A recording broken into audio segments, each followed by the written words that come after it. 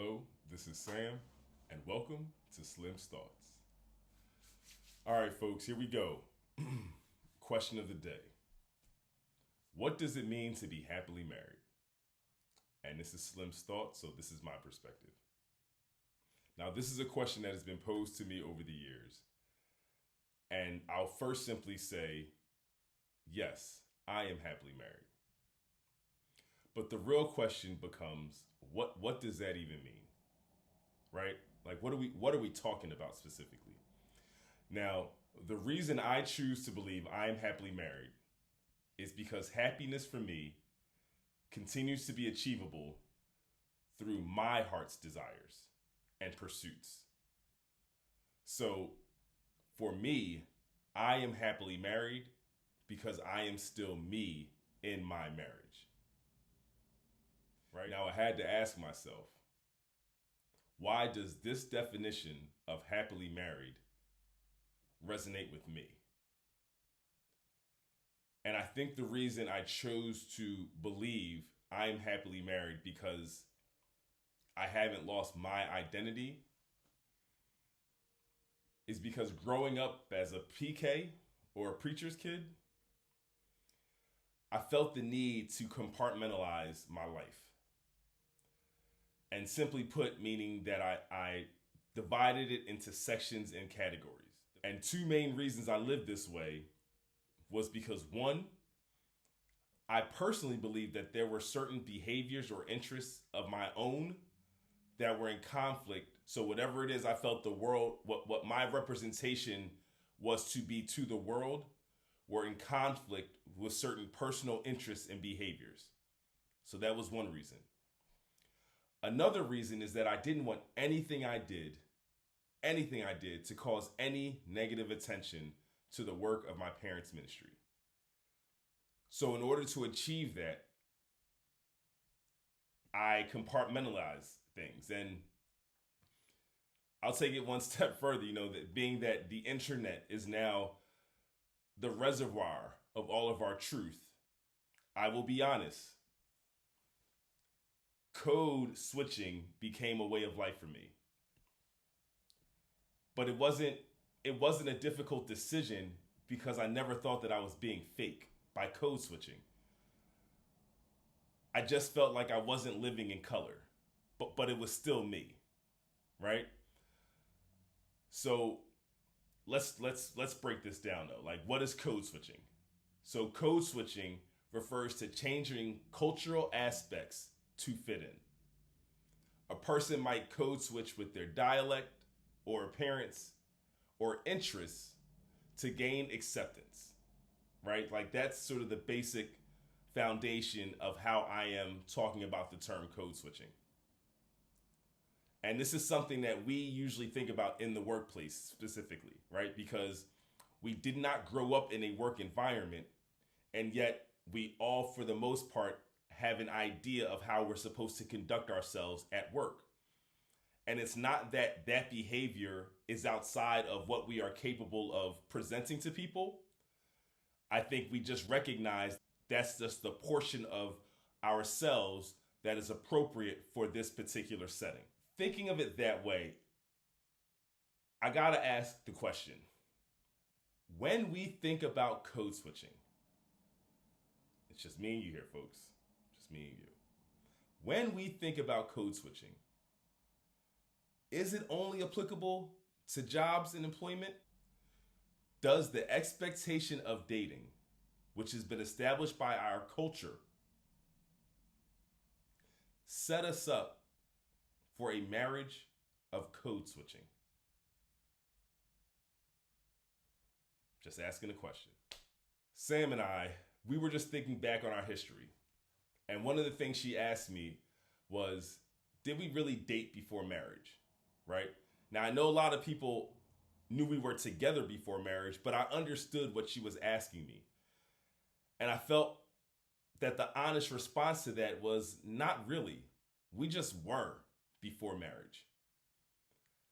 And the reason there's a distinction in the two is because with Samantha, I never felt the need to peacock with her. So there wasn't a portion of our relationship that was built on a version of myself that only was partial. So she did not, there was no foundation of our relationship built on a bit of me that I thought she would really be excited about, and vice versa. You know, I'll even share this much because I actually thought about this point today when putting the Slim's thoughts together. Is that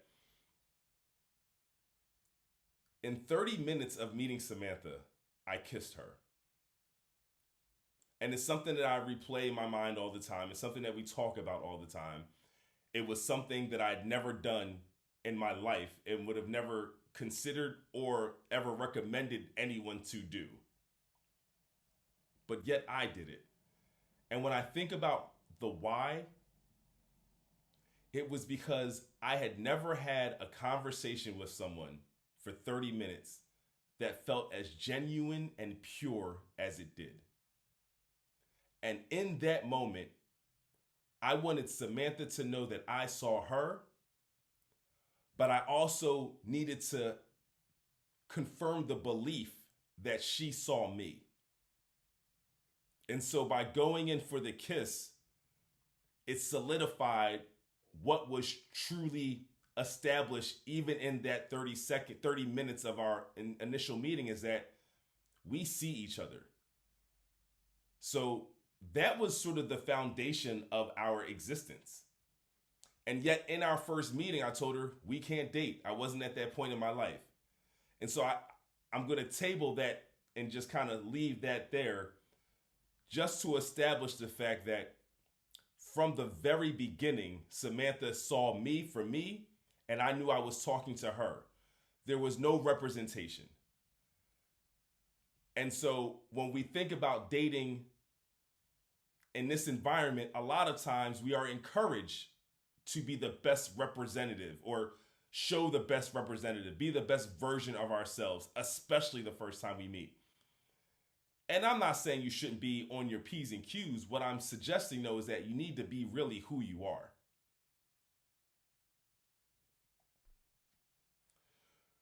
When we have a driving interest to only be the appropriate versions of ourselves, then we're accepting code switching as the cost.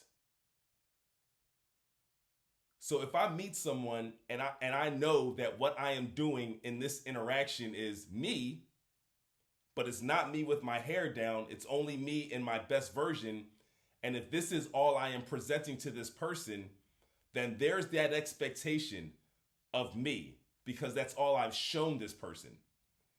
And if I'm going to maintain it, I am accepting code switching in that moment. And a lot of times what happens in relationships is that either someone cannot maintain it, which is not possible, because if you were able to maintain it, it's not code switching. It actually is who you are. And when you're unable to maintain it, there's a feeling of resentment that you feel the need to even have to put on in the first place.